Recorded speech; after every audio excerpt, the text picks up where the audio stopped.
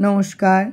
অধ্যাপক শ্রী সুধাংশু বিমল দাসের লেখা প্রাণারাম অন্তরঙ্গ সংলাপ থেকে আজকে নিবেদন। ঠাকুর, চঞ্চল মন কিভাবে স্থির হবে? ঠাকুর বলছেন, চেষ্টার দ্বারা মন স্থির করা যায় না, তাতে বিপরীত ফল ফলে।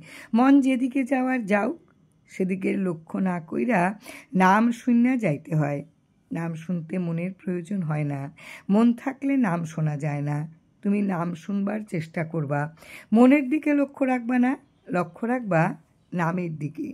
মনের গতি চঞ্চল, যত চঞ্চল হোক আর যেখানেই যাওক না কেন, ফিরা আবার নিজের জায়গায় আসবো। ফিরা এসা তুমি যে নাম শুনছ, মন সেই নাম শুনতে পাইব।